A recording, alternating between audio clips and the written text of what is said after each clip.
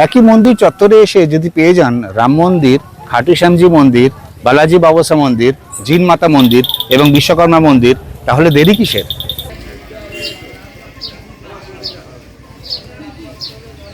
মন্দিরে পুজো দেওয়ার জন্য মন্দিরের সামগ্রী বেশ কিছু দোকান পেয়ে যাবেন মন্দিরের গেটেই।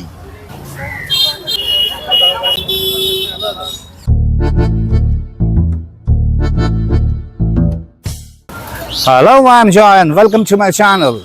আজকে আপনাদের পরিদর্শন করাবো খাটু শ্যামজি মন্দির, নিউ টাউন। আচ্ছা, একটা ছোট্ট ইনফরমেশন এখানে দিয়ে রাখি। আমি দাঁড়িয়ে রয়েছি রাম মন্দিরের গেটের একদম পাশে। আমার পিছনেই রয়েছে রাম মন্দিরের ধর্মশালা। দেখুন, একটা ফোন নাম্বার দেওয়া রয়েছে 9331257623। যদি কলকাতার বাইরে থেকে কেউ আসেন তাহলে এই ফোন নাম্বারে ফোন করে এখানে থাকার জন্য ধর্মশালা বুক করে আসতে পারেন। রাম মন্দিরের প্রবেশদ্বার দিয়ে ঢুকে পড়লেই ডান দিকে দেখা যাবে রামায়ণের সেই গল্পের একটি মূর্তি, যেখানে রাবণ সীতাকে হরণ করে নিয়ে যাওয়ার সময় জটায়ু তাকে বাধা দিয়েছিলেন। মানে জটায়ু বলতে, আমি তো সিনেমার পোকা, জটায়ু বলতে আমার স্বাভাবিক সেই সোনার কেল্লার জটায়ুর সেই ডায়লগটা মনে পড়ে যাচ্ছে, বড়িয়া পক্ষী জটায়ু। তার ডানা কেটে ফেলা হচ্ছে, সেই মূর্তিটা আমরা দেখতে পাবো। এবং তার নিচেই রয়েছে জটায়ুকে রাম লক্ষ্মণ মিলে দাহ করছেন সেই মূর্তিও। রাবণ এবং জটায়ুর সেই মূর্তিটাকে পেরোলেই ডান দিকে দেখা যাবে বজরংবলীর একটা বিরাট উঁচু মূর্তি, যার উচ্চতা হচ্ছে 151 ফুট। 151 ফুট মানে মোটামুটি একটা 15 তলা বাড়ির সমান। জয়পুর থেকে সমস্ত শিল্পীরা, কারিগর বলা উচিত না, শিল্পী বলা উচিত, তারা এসে তৈরি করেছিলেন এই মূর্তি এবং সময় লেগেছিল 8 বছর। সেই জায়গা থেকে বলাই যায় জয়পুর জয় জয়কার বা জয়পুর জাঁকজমক।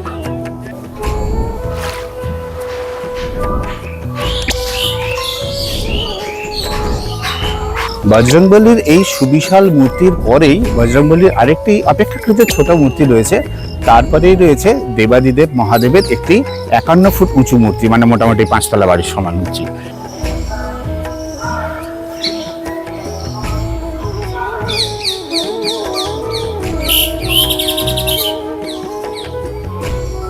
আর মহাদেবের পায়ের তলায় তার পদযুগলের কাছে রয়েছেন অনেক আরো দেবদেবীর মূর্তি, এবং এটি মানে শিল্পের একটি সুন্দর নিদর্শন বলা যায়। দেবী দর্জি সাহালের স্মৃতিতে এই মন্দিরটি তৈরি হয়। তৈরি করেন তার পুত্র শ্রী পরমেশ্বরজি এবং তার পৌত্র শ্রী বিবেকানন্দজি। আর এই 51 ফুটের মহাদেবের মূর্তির পরেই রয়েছে একটি প্রবেশদ্বার, যার উপর রয়েছে বজরংবলীর আরেকটি মূর্তি। দেখবো তার পাশে কি আছে। ভিতরে কিন্তু রয়েছে একটা খাবারের দোকান, যেখানে ছোট ছোট উপহার সামগ্রীও পেয়ে যাবেন।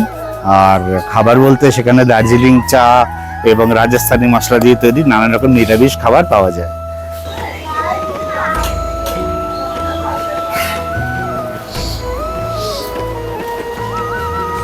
ভিতরে রয়েছে আরেকটা রেস্টুরেন্ট, যেখানে পেয়ে যাবেন সাউথ ইন্ডিয়ান ফুড, আগরওয়ালস ধানি পিওর ভেজ।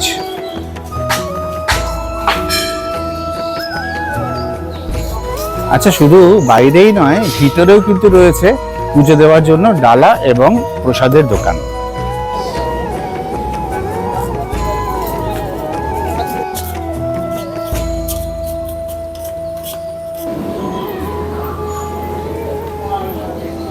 আর প্রবেশদ্বার পেরোলেই ডান দিকে তাকালে দেখা যাবে মহাদেব এবং মা পার্বতীর মূর্তি, সঙ্গে রয়েছেন সিদ্ধিদাতা গণেশ।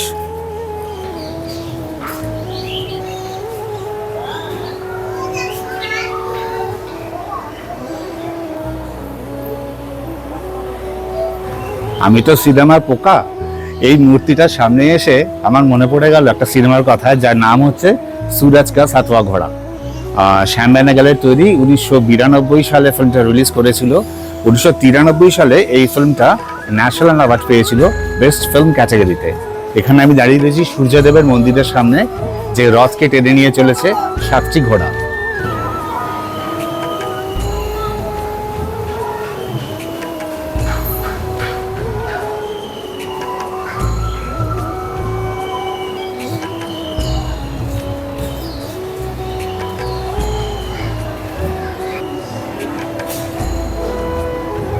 এই সূর্যদেবের রথের পরেই রয়েছে মহাদেবের একটি মন্দির, যেখানে আপনারা মোমবাতি এবং ধূপকাঠি জ্বালতে পারবেন। খেয়াল করুন, সূর্যদেবের এই রথ এবং মহাদেবের এই মূর্তি, এরই মাঝখান দিয়ে একটি সরু প্যাসেজ এবং সিঁড়ি ঢুকে গেছে, যেটি হচ্ছে এই চত্বরের মূল মন্দির রাম মন্দিরে গিয়ে প্রবেশ করেছে।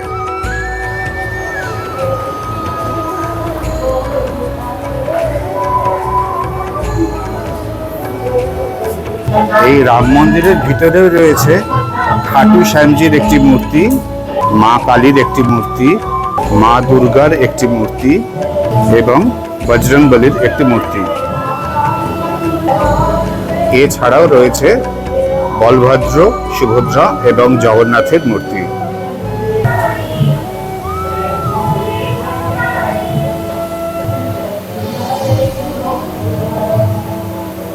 এই হচ্ছে রাম, লক্ষ্মণ এবং সীতার বিগ্রহ। রাম, লক্ষ্মণ এবং সীতার ডান দিকে রয়েছেন শ্রীকৃষ্ণ এবং মা রাধিকা, আর রাম, লক্ষ্মণ এবং সীতার বাঁ দিকে রয়েছেন লক্ষ্মী নারায়ণ।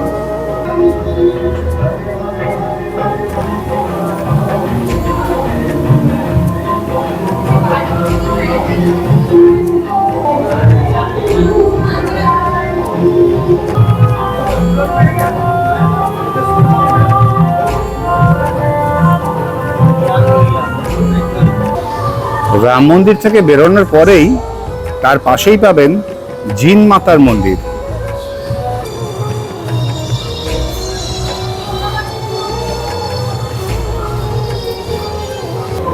জিন মাতার মন্দিরের ভিতরে ঢুকলে তার পিছনে একটি গুপ্ত প্রবেশ পথের মতো রয়েছে, একটি রাক্ষসীর মুখ, তার ভিতর দিয়ে নাকি চলে যাওয়া যায় শিব মন্দিরের দিকে।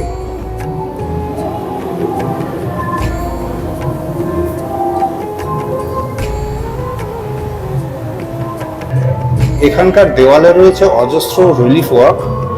এটা তারকা রাক্ষসী বধের একটি প্রতিচিত্র। হরধনু ভঙ্গ হয়ে পড়ে রয়েছে, আর রাম আর সীতার বিয়ে হচ্ছে। রাম সীতার বিয়ের পরে রাম সীতাকে নিয়ে চলেছেন অযোধ্যায়। আর জিন মাতার মন্দিরের ঠিক পাশেই রয়েছে শ্রী বালাজি বাবসা মন্দির। এই বালাজি বাবসা হলেন বজরংবলীরই একজন অবতার, তার হাতেও গদা।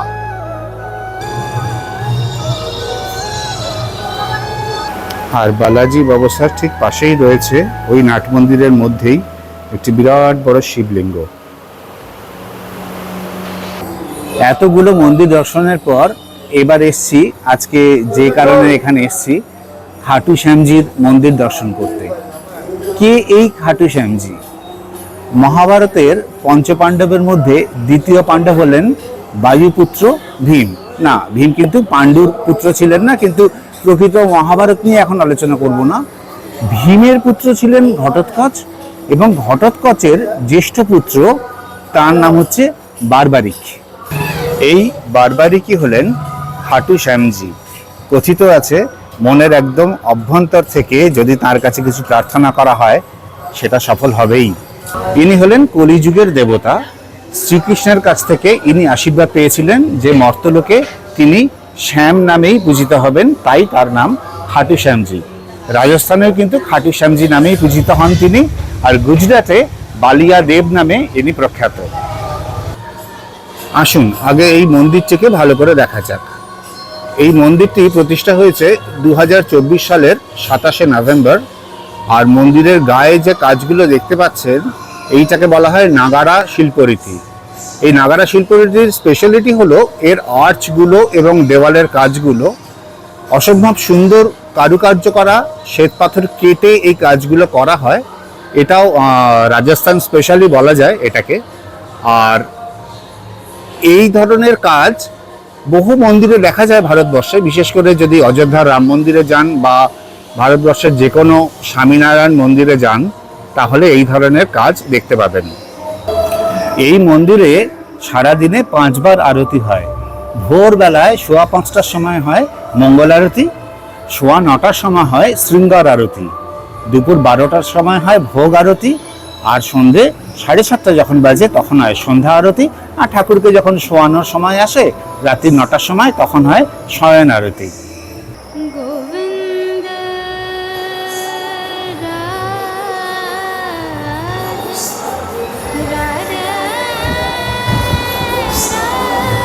মন্দিরের ছাদের কারুকার্য আপনাকে তাক লাগিয়ে দেবে। ছাদে রয়েছেন গোপাল ঠাকুর, আর আশপাশ দিয়ে করা রয়েছে অজস্র দেবদেবীর মূর্তি।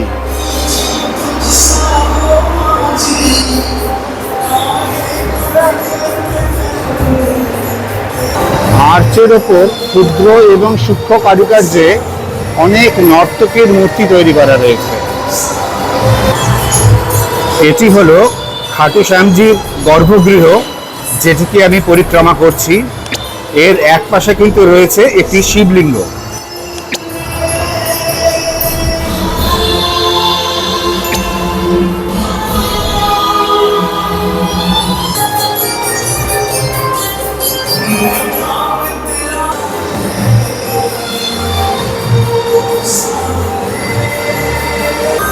খাটু শ্যামজির ঠিক বাঁ দিকে রয়েছেন বজরংবলী, আর খাটু শ্যামজির ডান দিকে রয়েছেন শ্রীকৃষ্ণ, যেটি কোষ্ঠী পাথর দিয়ে তৈরি, এবং মা রাধিকা। আর খাটু শ্যামজির গর্ভগৃহের ঠিক উপরে রয়েছেন গণপতিজি। আর এই বিশাল রাজকীয় যে লাল রঙের কার্পেট পাতা রয়েছে নাট মন্দিরে, এর উপরে ভক্তরা বসে ভজন কীর্তন শোনেন।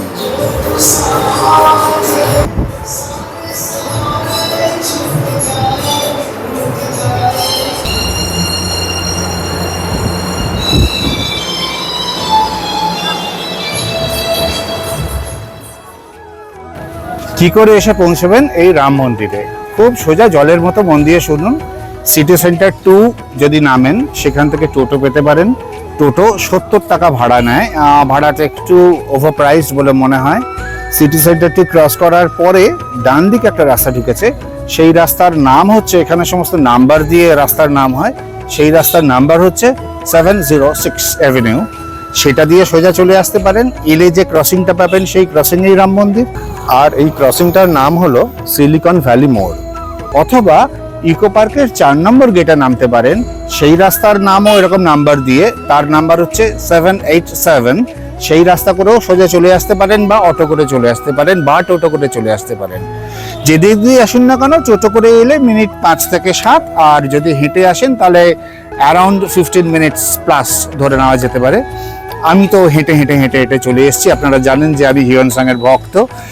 এখন এই রাস্তাটার নতুন একটা নাম হয়েছে রাম মন্দির রোড। রাস্তার নামটা ম্যাটার করছে না। ইকো পার্কের 4 নম্বর গেট থেকেও চলে আসতে পারেন, সিটি সেন্টার 2 থেকেও চলে আসতে পারেন। দুটো রাস্তা এসে যেখানে এল হচ্ছে সেই কর্নারে বিরাট বড় যে মূর্তিটা দেখালাম, 151 ফুটের বজরংবলীর মূর্তি, সেই মূর্তিটা অনেক দূর থেকে দেখা যায়, কাজেই ওর থেকে ভালো ল্যান্ডমার্ক হতে পারে না। সেখানেই হচ্ছে রাম মন্দির। জানি না স্যার ভিডিওর মাধ্যমে কতটা আমি তুলে ধরতে পারলাম, তবে আসুন প্লিজ, দারুণ লাগবে। আমার তো অসাধারণ লেগেছে। আর সব থেকে বড় কথা, একই প্রাঙ্গণে এতগুলো মন্দির পেয়ে যাচ্ছেন। সারাদিন পূর্ণ করতে করতে আর তীর্থ করতে করতে কেটে যাবে, খুব আনন্দে কাটবে, এটুকু গ্যারান্টি আমি দিতে পারি। আর আমার ব্লগগুলো যদি ভালো লেগে থাকে তাহলে লাইক করুন, শেয়ার করুন, কমেন্ট করুন এবং সাবস্ক্রাইব তো অবশ্যই করুন। আর আমাকে অনেক অনেক আশীর্বাদ করুন। নমস্কার।